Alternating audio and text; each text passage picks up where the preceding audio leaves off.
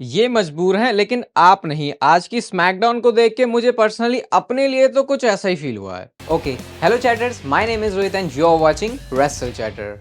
तो इस वीडियो में हर बार की तरह सैटरडे को आज बात करेंगे स्मैकडाउन के शो के बारे में। आज तो भाई बहुत कुछ है स्मैकडाउन के बारे में कहने के लिए मेरे पास, तो बस आप इस वीडियो को लास्ट तक जरूर देखना और यार लाइक कर दो, क्योंकि आज तो लाइक करना सही में बनता है। सबसे पहले जो शो की स्टार्टिंग है वो होती है कोडी रोड्स के साथ में, और कोडी रोड्स का जो टेसी यही नाम है ना, वो जो है इंटरव्यू ले रहे होते हैं और वो बताते हैं, वो ऐसे कहते हैं भैया सैटरडे नाइट्स मेन इवेंट में कॉन्ट्रैक्ट साइनिंग होने वाली है। लास्ट टाइम जब सैटरडे नाइट्स मेन इवेंट हुआ था तो केविन ओवंस और कोडी रोड्स के बीच क्या हुआ था शो के बाद, तो कोडी रोड्स यहाँ पे एक मैसेज ही दे रहे होते हैं। कहते हैं लैडर मैच है, बहुत ही ज्यादा सिंपल है, जो बंदा ऊपर से टाइटल निकाल लेगा वो जीत जाएगा। और कहते हैं केविन ओवंस को, भाई देख मैं भले ही अच्छा आदमी हूँ, स्माइल करता हूँ, लेकिन ये बात ध्यान रखना मैंने गुंथर को हराया है, हमारे एरा के ग्रेटेस्ट चैंपियन को हराया है। तो जैसे कि आपको पता है बिना रोमन रेंस को मेंशन किए किसी भी तरीके से डब्ल्यूडब्ल्यू के शो आजकल जाते नहीं है, तो कोडी रोड्स ने उनका नाम मेंशन किया। और ये भी कहते हैं कि I am also a student of Randy Orton, तो मेरे अंदर वो जो रैंडी ओर्टन की थोड़ी बहुत साइड है वो भी है। और वो एक तरीके से रिमाइंड ही कर रहे होते भाई तू ज़्यादा ना ऐसे मजे में मत आ, गुड लक कह के वो थोड़ा सा उनको बोल देते हैं कि यार देखो अब ये मैच जो है उसको हाइप कर रहे हैं, वो रॉयल रंबल में जो होने वाला है सैटरडे नाइट्स मेन इवेंट के लिए कल ही है कॉन्ट्रैक्ट साइनिंग, जिसमें शॉन माइकल्स होंगे और उसके बाद फिर जो है ये ऑफिशियली कर देंगे अपने रॉयल रंबल मैच को, जो कि वैसे भी ऑफिशियल है, लेकिन जो डब्ल्यूडब्ल्यू को जिस वाली स्टोरी में थोड़ी सी बात करनी होती है उसमें वो कॉन्ट्रैक्ट साइनिंग करवा देते हैं। इसके बाद शो पर मैच आता है एमसीएमजीज वर्सेस प्रीटी डेडली के बीच में। मैं तो भाई परेशान हो चुका हूँ ये लेगाडो डेल फैंटास्मा को देख के, फिर उसके बाद प्रीटी डेडली आ जाते हैं, फिर उसके बाद एमसीएमजीज आ जाते हैं, फिर कहीं से ग्रेसन वॉल और ऑस्टिन थेरी आ जाते हैं। मतलब बैक स्टेज सेगमेंट्स को चलो इंपॉर्टेंस देना बहुत ज़्यादा ज़रूरी होता है, क्योंकि उससे ही फिर मेन रिंग, क्योंकि कई बार ऐसा नहीं है कि हर बार तुमको रिंग में जाके चीज़ें करनी पड़े, लेकिन इतना कंफ्यूज कर देता भाई। बस मैं तो ये मानता हूँ हाँ ये सब आपस में लड़ रहे हैं, इतना भाई मैं दिमाग नहीं लगा सकता कौन कहाँ जा रहा है क्या कर रहा है, क्योंकि इतने सारे तो सेगमेंट कर देते हैं और ऐसी भी कोई बड़ी चीज की तरफ वो कभी लीड करता नहीं है जो मैं बोलूं अच्छा ये हो गया। और लीड बड़ा से बड़ा क्या करेगा, टैग टीम चैंपियनशिप भाई क्या चल रहा है उनका, उसके बारे में तो क्या ही कहना। एमसीएमजी से आए और उसके बाद उनका मोमेंटम सारा ही खराब हो गया है। ये वाला मैच वो जो है जरूर जीत गए हैं, बट क्या ही बोले भाई, प्रीटी डेडली जिनको मैं सोच रहा था कि जब ये मेन रोस्टर में आए हैं अब भाई इनके साथ अच्छा होगा, बहुत यूनिक कैरेक्टर के साथ है, ट्रिपल एच ने भाई बेकार कर दिया यहाँ पे सारा मामला। इसके बाद अब्रप्ट तरीके से बड़े ही केविन ओवंस आ जाते हैं और वो जो टेसिटोर से बोलते हैं भाई तू कैसा जर्नलिस्ट है केविन ओवंस, मेरा तो तू इंटरव्यू ले, तू कोडी रोड से तो सारी बातें करके आगे, मैं ही तो हूँ ट्रू राइटफुल डब्ल्यूडब्ल्यू चैंपियन। आगे वो कुछ बोल ही रहे होते हैं तभी जिमी ऊसो का म्यूजिक हिट हो जाता है। केविन ओवंस को इस बार गुस्सा आ गया भाई, उनको थोड़े से उन्हीं की मेडिसिन टेस्ट करवा दे कि जब कोई बंदा इंटरप्ट करता है तो कैसा लगता है। वो बोलते हैं जिमी तू क्या करने आया यहाँ पे, क्या है तेरा यहाँ पे लेने देना, आपको पता ब्लड लाइन के इनके पंगे हैं, तो उन्होंने बोल दिया भाई क्योंकि तू बहुत बकवास है बहुत बातें करता है इसलिए मैं यहाँ पे आ गया। आके उन्होंने जो है मार दिया, केविन ओवंस फिर वहां से भागने लगते हैं और हमको ये पता चला कि आज शो के मेन इवेंट के लिए जिमी ऊसो और केविन ओवंस का मैच है। भाई मुझे इतना ज़्यादा दुख लगा, दर्द हुआ ये देख के कि आज जिमी ऊसो और केविन ओवंस का मैच है, इस वजह से कि जब डब्ल्यूडब्ल्यू के पास करने के लिए कुछ खास है नहीं तो भैया अब जिमी ऊसो की इनको याद आ गई। वैसे हर बार ब्लड लाइन के सेगमेंट में पिटते रहते हैं, वैसे कभी इनके साथ अलग से कुछ होना नहीं है, ये हर किसी की मदद करने जाएंगे लेकिन इनकी मदद करने के लिए कोई नहीं आएगा। बस एक जो है ऐसे नमूने की तरह जिमी ऊसो को यूज़ कर देते हैं, जबकि यही सेम अगर जे ऊसो के पैटर्न में जिमी ऊसो की बुकिंग करे तो भाई इस बंदे के अंदर क्या कमी है। तो मेरे को तो ये चीज़ देख के बहुत बेकार लगता है। आज वैसे उन्होंने ये वाला साइन नहीं किया, ये वाला साइन किया, कोई रिंग साइड पे तो बंदा बैठा था, मुझे पता नहीं वो कौन से गेम से बिलोंग करता है, शायद उसी की तरफ देख के उन्होंने ये थोड़ा सा टू स्वीट जैसा जो साइन है वो किया और शो के मेन इवेंट के लिए यहाँ से हमको पता चल गया था क्या मैच है। इसके बाद शो पर मैच आता है Michin and B Fab versus Chelsea Green and Piper Niven. आज थोड़ा सा शॉकिंग मामला दिखा यहाँ पे क्योंकि मिचिन ने जो है पिन कर दिया और मैं पिन होते ही समझ गया अब ये यूएस टाइटल के मैच की तरफ जाएंगे, जो कि नेक्स्ट वीक के लिए स्मैकडाउन के लिए इन्होंने ऑफिशियल भी कर दिया है। चेल्सी ग्रीन के चैंपियनशिप जीतने तक की जो स्टोरी थी वो तो बहुत बढ़िया थी, लेकिन चैंपियनशिप जीतने के बाद अब मैं कह सकता हूँ माहौल उनके लिए भी थोड़ा सा खराब से हो गया। मेरे को इतना इन्वेस्टेड में हो नहीं रहा, एक तो उनके अलग अलग से सेगमेंट्स भी डब्ल्यूडब्ल्यू ने दिखाना जो है थोड़े से छोड़ दिए हैं। इसके बाद भाई मैं जो कह रहा हूँ ना कि मैं तो मजबूर हूँ, लेकिन आप क्यों मजबूर हो भाई, क्या किया इन्होंने यार।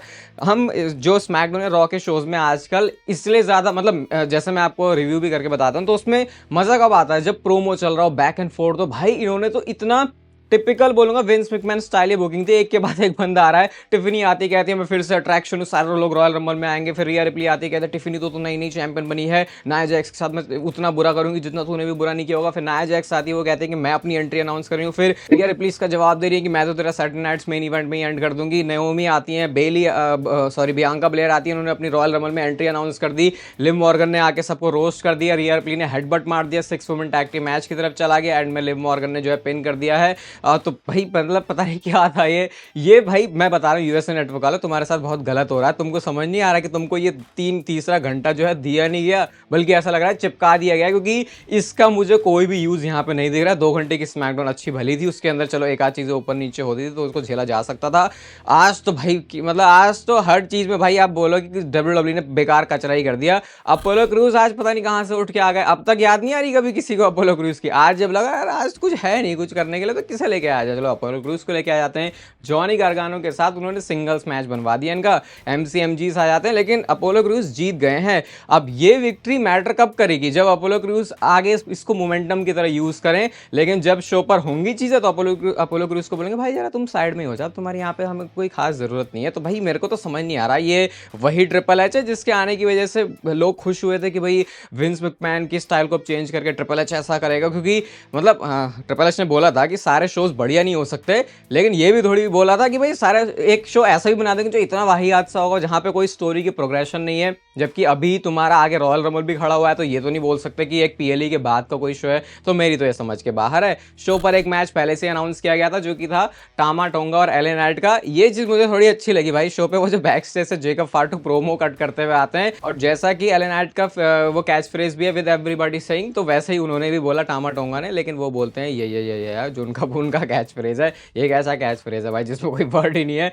मैच शुरू होता है इनके बीच में, टामा टोंगा की यार वो डीडीडी बड़ी ऐसी लगती है, जब भी उसको हिट करते हैं एल्बो ड्रॉप लगा, जेकब फाटू ने डिस्ट्रैक्ट किया, लेकिन उसका क्या ही टामा टोंगा फायदा उतना उठा पाते हैं। एंड में बीएफटी हिट करके जो मैच है वो जीत गया। लेकिन उसके बाद जेकब फाटू ने अटैक किया, समवन ड्रॉप वो उनको टेबल के ऊपर लगाते हैं, वो टेबल कभी टूटने तो वाली नहीं है। और भाई जब वो और ज्यादा मार रहे होते हैं तब ब्रॉन स्ट्रोमैन का म्यूजिक हिट होता है। ये था स्मैकडाउन से कोई मैं बोलूंगा एक उठाने वाला मूवमेंट की भैया, जब दोनों आमने सामने खड़े हैं, होली शिट के वहां पर चैंट लग रहे हैं टामा टोंगा को, तो भाई जो धक्का सा दे दिया जेकब फाटू ने कि नहीं भैया मुझे लड़ने दे। और जब वो मारने के लिए भी आया जेकब फाटू, भाई कैसे उड़ते हुए रॉकेट की तरह वो लॉन्च हुए रिंग पोस्ट पे। ब्रॉन स्ट्रोमैन हटे, क्लोज लाइन मार के उन्होंने उनको बाहर से गिरा दिया। वो भी थोड़ा सा उनका कोऑर्डिनेशन जो है वो गड़बड़ सा ही हो गया था। अब क्योंकि कल सैटरडे नाइट्स मेन इवेंट के अंदर ब्रॉन स्ट्रोमैन और जेकब फाटू का मैच होगा तो उसको ये हाइप कर रहे थे। बाकी आज हमको शो पर ये भी पता चला कि डेवन प्रीस्ट अब स्मैकडाउन के सुपरस्टार बन चुके हैं। ऑस्टिन थ्री ग्रेसन वॉलर को इन्होंने मंडे नाइट रॉ पर डाल दिया, मिस भी आ गए यहाँ पे। तो ये ट्रांसफर विंडो पता नहीं चल रही है खत्म हो रही है, ये भी मेरी समझ के थोड़ा सा बाहर है।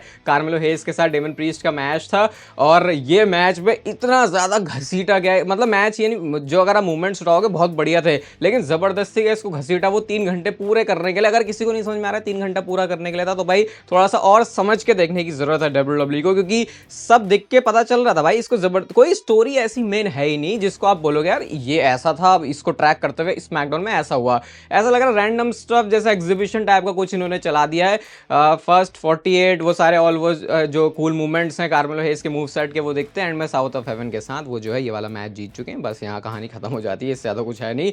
इसके बाद शो पर मेन इवेंट था Jimmy Uso versus Kevin Owens के बीच में। अब मेन इवेंट है तो चलो भाई मेन इवेंट के हिसाब से उसको देख लेते हैं कि हाँ भैया यहाँ पे करेंगे कुछ। वो कार्मेलो हेज ने ना पहले जिमी ऊसो की उनके एंट्रेंस पर ही अटैक कर दिया था। और केविन ओवेंस की टी शर्ट किसने देखी, पहले वो सैमी ज़ेन फॉरएवर वाली आई थिंक कोई टी शर्ट पहन के आए थे, और उसके बाद उन्होंने नेओमी की टी शर्ट पहनी थी। और नेओमी की टी शर्ट जिमी ऊसो के अगेंस्ट मैच में, तो आप समझ रहे हो क्या यहाँ से बताना क्या क्या करना चाह रहे हैं। मैच ये शुरू हुआ ठीक है, तो ये वही है, इसमें आई थिंक 10-15 मिनट का ही टाइम था, इन्होंने थोड़ा शॉर्ट ही रखा है। इसको स्पीयर हिट कर रहे हैं जिमी ऊसो भैया, रोमन रेंज का मूव स्प्लैश वो लगा नहीं पाए, पॉप अप पावर बम मार दिया और भाई वो मैच जीत गया। और उसके बाद Kevin Owens package pile driver पर जाते हैं अनाउंसर टेबल के लिए। और भाई यार तुम केविन ओवेंस से एक एडवाइस देना चाहूंगा, म्यूजिक हिट भी हो ना तो जब बंदा रैंप से भाग के आता है तो तुम तक पहुंचने में उसको कितनी भी तेज भाग के आए 5 सेकंड तो लगेंगे ही लगेंगे, तो तब तक तुम पैकेज पाइल ड्राइवर लगा सकते हो। तुमको डिस्ट्रैक्ट होने की जरूरत नहीं है कोडी रोड से, क्योंकि फिर वो पैकेज पाइल ड्राइवर हिट नहीं कर पाते। और देखो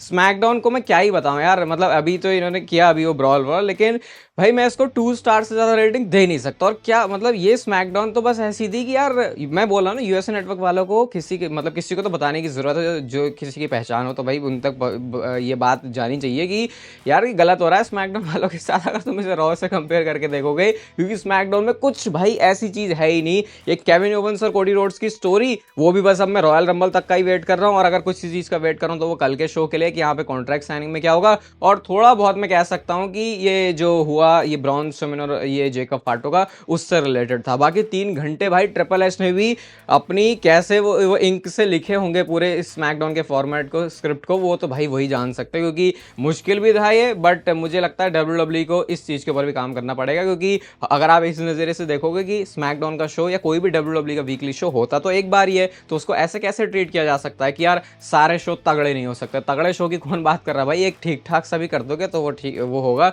बाकी भाई डिजास्टर्स थी आज की स्मैकडाउन। मैं नहीं बोलूंगा भाई आज जाके देखना, मैंने बता दिया ना, बस उतना ही काफी है, क्योंकि उससे ज्यादा कुछ इंपॉर्टेंट था भी नहीं शो पर। 2 स्टार से ज्यादा मैं इसको रेटिंग दूंगा नहीं। और अब लोगों को समझ में आएगा कि रोमन रेंज की एब्सेंस के बाद जब ब्लड लाइन की स्टोरी भी नहीं है स्मैकडाउन में और सोलो सिकोवा भी नहीं है स्मैकडाउन में, तो कितना ज्यादा मामला फीका लगता है। और इस डे से आप स्टार्ट करोगे एक्नॉलेज करना सस्ते ट्राइबल चीफ सोलो सिकोवा को। बाकी रोमन रेंज तो प्रीमियम आदमी है, वो तो भाई बंदा हमेशा ही छुट्टी पर रहता है। अब इस वीडियो को आप कर दो लाइक, क्योंकि ये 3 घंटे मैंने ये सारा शो देखने में लगाए हैं। बाकी चैनल को सब्सक्राइब कर सकते हो आप और ऐसे कंटेंट के लिए। और तब तक पे लेते रहो जिंदगी के मजे।